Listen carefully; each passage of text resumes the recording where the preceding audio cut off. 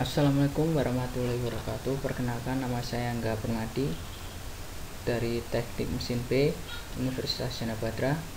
Terima kasih untuk Bapak Muhammad Samsiro selaku dosen pengampu yang telah memberikan waktu dan kesempatannya untuk saya. Di sini saya akan mempresentasikan tentang media penjernihan air dengan menggunakan bahan sederhana, bahan bekas, dan teknologi modern. Pertama, tentang definisi air.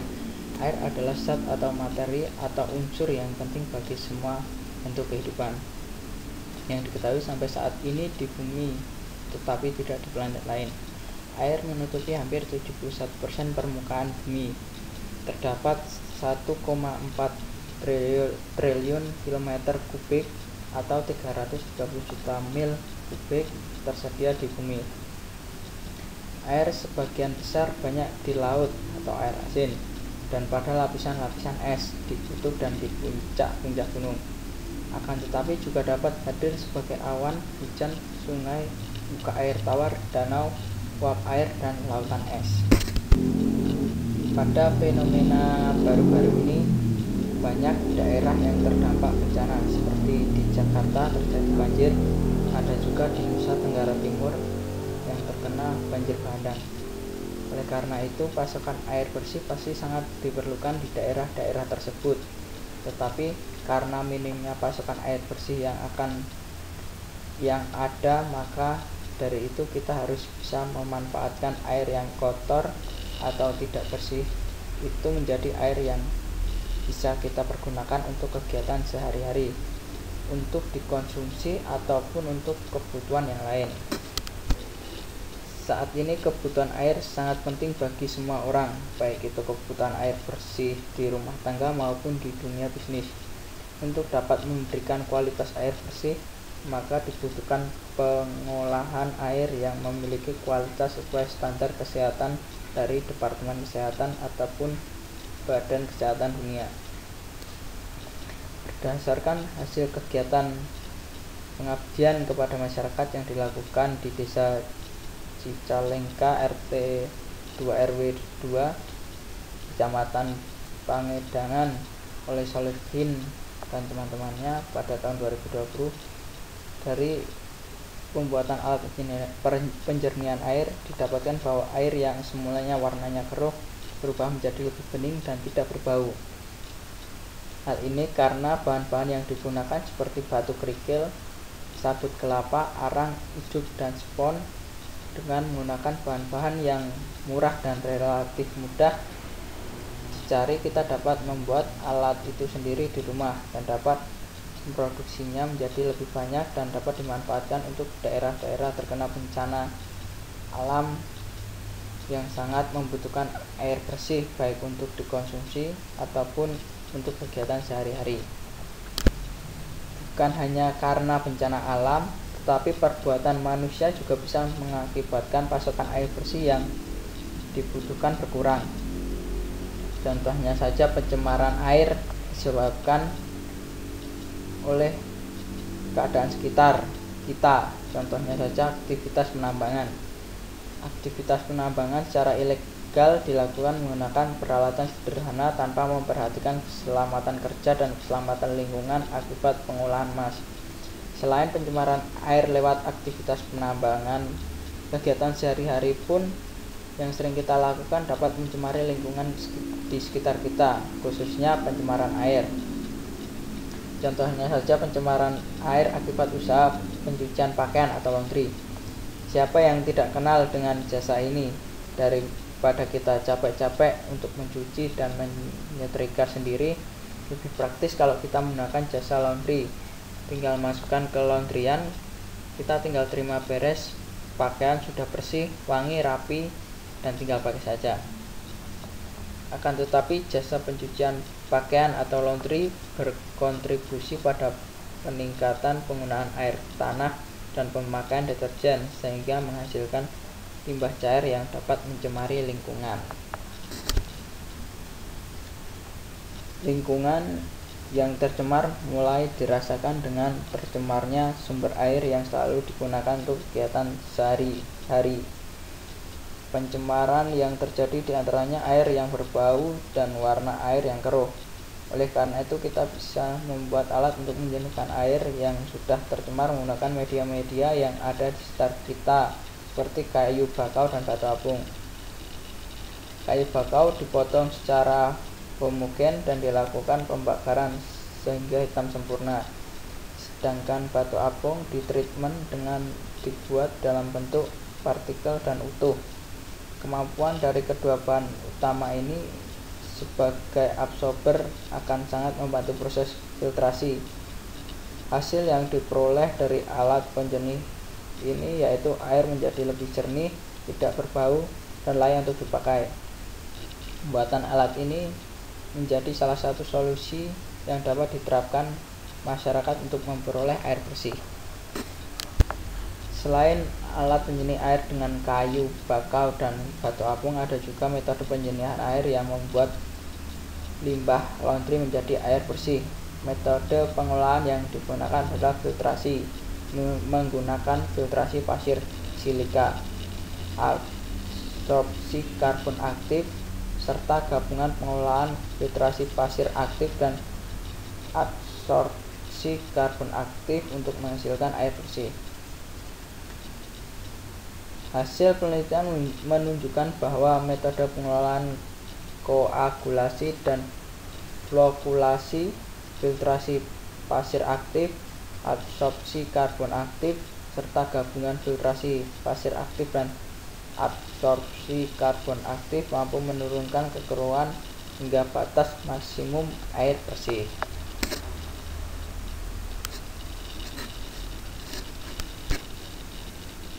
Ini adalah contoh rancangan alat penjernih air limbah seperti gambar yang sudah tertera, dan ini adalah contoh hasil penelitian konsentrasi akhir parameter fisik kimia pada tekanan 1 bar.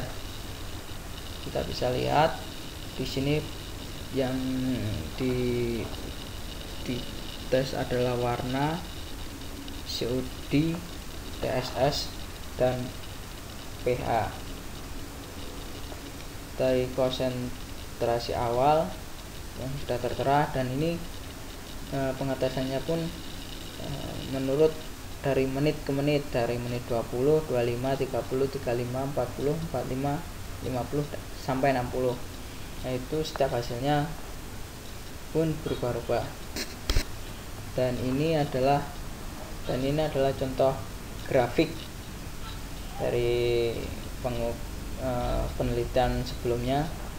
Kita dapat lihat grafik dari konversi waktu, konsentrasi waktu, nilai pH, konsentrasi COD, konsentrasi TSS.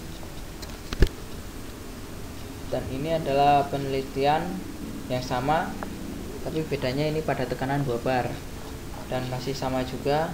Yang diteliti adalah warna, COD, TSS, dan pH, dan juga tertera konsentrasi awalnya, serta penelitiannya masih sama juga dari menit ke menit, dari menit 20 sampai menit ke 60. Dan ini juga ada grafik dari penelitian tekanan 2 bar, masih sama juga. Grafik dari konsentrasi warna, nilai pH, konsentrasi COD, dan konsentrasi TSS. Dan selanjutnya adalah tinjauan pustaka. Kualitas air adalah suatu ukuran kondisi air, dilihat dari karakteristik fisik, kimiawi, dan biologisnya. Kualitas air juga menunjukkan ukuran kondisi air relatif terhadap kebutuhan biota air dan manusia. Kualitas air seringkali menjadi ukuran standar terhadap kondisi kesehatan ekosistem air dan kesehatan manusia terhadap air minum. Kualitas air dapat diketahui dengan melakukan pengujian tertentu terhadap air tersebut. Pengujian yang dilakukan adalah uji kimia, fisik, biologi, atau uji kenampakan atau bau dan warna. Pengelolaan kualitas air adalah upaya pemeliharaan air sehingga tercapai kualitas air yang diinginkan sesuai peruntukannya untuk menjamin agar kondisi air tetap dalam kondisi alamiah.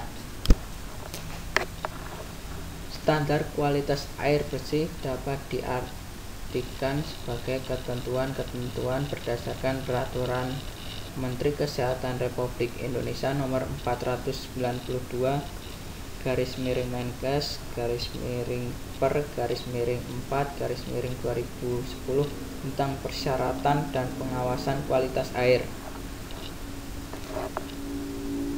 Itu 1. Suhu temperatur air. Suhu temperatur air akan mempengaruhi penerimaan masyarakat akan air tersebut dan dapat pula mempengaruhi reaksi kimia dalam pengelolaannya, terutama apabila temperatur sangat tinggi. Temperatur yang diinginkan adalah kurang lebih 3 derajat Celcius suhu udara di sekitarnya yang dapat memberikan rasa segar. Tetapi iklim setempat atau jenis dari sumber-sumber air akan mempengaruhi temperatur air. Di samping itu, temperatur pada air mempengaruhi secara langsung toksisitas. Yang kedua adalah bau dan rasa. Bau dan rasa biasanya terjadi secara bersamaan dan biasanya disebabkan oleh adanya bahan-bahan organik yang membusuk, tipe-tipe tertentu organisme mikroskopik, serta persenyawaan kimia seperti fenol. Bahan-bahan yang menyebabkan bau dan rasa ini berasal dari berbagai sumber. Intensitas bau dan rasa dapat meningkat bila terdapat klorinasi. Karena pengukuran bau dan rasa ini tergantung pada reaksi individu, maka hasil yang dilaporkan tidak mutlak. Untuk standar air minum dan air bersih diharapkan air tidak berbau dan tidak berasa. Yang ketiga adalah kekeruan air. Kekeruan air dapat dikatakan keruh apabila air tersebut mengandung banyak partikel yang tersuspensi sehingga memberikan warna yang keruh, berlumpur dan kotor. Hal tersebut dapat diakibatkan oleh tanah liat, lumpur, bahan-bahan organik yang tersebar secara baik, dan partikel-partikel kecil yang tersuspensi lainnya. Berdasarkan Menteri Kesehatan Republik Indonesia Nomor 492 Menkes /per/4/2010, kadar maksimum kekeruan yang diperbolehkan yaitu 5 NTU. Yang keempat, warna. Warna di dalam air terbagi menjadi 2, yaitu warna semu. Warna semu adalah warna yang disebabkan oleh partikel-partikel penyebab kekeruhan. Contohnya tanah, pasir, partikel halus besi, mangan, partikel-partikel mikroorganisme, warna industri, dan lain-lain. Yang kedua adalah warna sejati. Warna sejati adalah warna yang berasal dari penguraian zat organik alami, yakni humus, lignin, tanin, dan asam organik lainnya. Penghilangan warna secara teknik dapat dilakukan dengan berbagai cara, di antaranya koagulasi, flokulasi, sedimentasi, filtrasi, oksidasi, reduksi, bioremoval, terapa elektron, dan lain-lain. Tingkat zat warna air dapat diketahui melalui pemeriksaan laboratorium dengan metode fotometrik.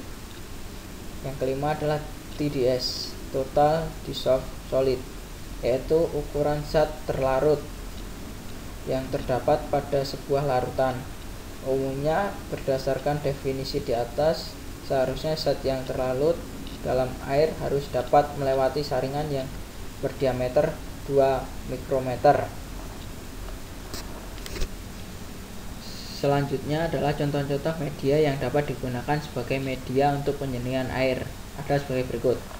Penjernihan air menggunakan limbah cangkang kerang. Air bersih merupakan kebutuhan hidup manusia yang dimanfaatkan untuk konsumsi dan juga untuk melakukan aktivitas sehari-hari. Sumber air bersih dapat diperoleh dari sungai, curah hujan, dan air permukaan atau di bawah permukaan tanah. Air dari sumber alam dapat diminum oleh manusia, tetapi terdapat risiko bahwa air ini telah tercemar oleh bakteri atau zat berbahaya. Walaupun bakteri dapat dibunuh dengan memasak air hingga 100 derajat Celcius, banyak zat berbahaya terutama logam tidak dapat dihilangkan dengan cara ini. Untuk itu diperlukan teknik pengolahan untuk menghilangkan bahan berbahaya tersebut. Cangkang kerang mengandung kalsium karbonat yang dapat bereaksi dengan asam kuat sehingga apabila dilarutkan ke dalam air dapat mengendapkan kandungan logam yang terdapat dalam air. Tujuan dari kegiatan ini adalah membantu masyarakat di dalam memperoleh air bersih bebas dari ion logam dengan cara teknik penjernihan air menggunakan serbuk cangkang kerang. Yang kedua adalah penjernihan air menggunakan sistem black wash dan zeolite. Kegiatan ini adalah untuk membantu dan mengimplementasikan alat untuk menjernihkan air yang mengandung kesadahan atau air yang mengandung zat besi yang berwarna air kuning atau kecoklatan dengan menggunakan media sederhana yaitu zeolite untuk menyaring air yang sadah atau kekuningan dan kecoklatan dan sistem black wash. Kegiatan ini dilakukan karena air yang sadah karena bekas air sawah yang telah tercampur pestisida sehingga ketika digunakan maka akan terasa gatal-gatal atau sebaliknya akan menyebabkan penyakit yang disebabkan air pada kulit seperti scabies. Dengan penerapan sistem penjernihan dengan penyaringan zeolite diharapkan dapat mengurangi angka kesadahan dan tidak menyebabkan angka kesakitan pada kulit. Yang ketiga adalah alat pemurni air laut tenaga surya dengan kolektor panas cermin cekung. Perancangan alat pemurni air laut berdasarkan teori pemanasan, penguapan, dan kondensasi menggunakan energi sinar matahari. Kegiatan penelitian dilakukan dengan mengamati data parameter berdasarkan 3 kombinasi perlakuan, yaitu pertama menggunakan kontak evaporasi yang memurnikan air setinggi 1 cm. Yang kedua penggunaan kontak evaporasi dan cermin cekung yang memurnikan air setinggi 1 cm. Yang ketiga penggunaan kotak evaporasi, cermin cekung, dan kondensor yang memurnikan air setinggi 1 cm. Yang terakhir, tapi seiring berjalannya waktu dan perkembangan zaman yang modern, media-media tersebut dapat dikombinasikan dengan teknologi modern. Seperti contoh alat penjernih air portable. Kualitas air yang buruk adalah air yang dihasilkan memiliki kondisi fisik dan kimiawi yang buruk. Kualitas air yang buruk karena pengaruh limbah industri dan industri rumah tangga. Penurunan kualitas air menyebabkan kelangsungan hidup makhluk hidup terganggu. Sedangkan tujuan dari penelitian ini adalah untuk mengetahui keadaan filter pada sebuah filter air. Material filter air yang digunakan adalah batu zeolite alam, pasir silika, pasir hijau, karbon aktif, biobal, dan filter kampas. Penjernih air portable sendiri lebih praktis dan mudah untuk digunakan. Tapi penjernih air portable masih perlu penelitian lebih lanjut mengenai kualitas air yang dihasilkan dari penjernihan air portable. Demikian presentasi yang bisa saya sampaikan, kurang lebihnya mohon maaf. Dan sebelumnya terima kasih untuk Bapak Samsiro atas waktu dan kesempatannya. Saya akhiri. Assalamualaikum warahmatullahi wabarakatuh.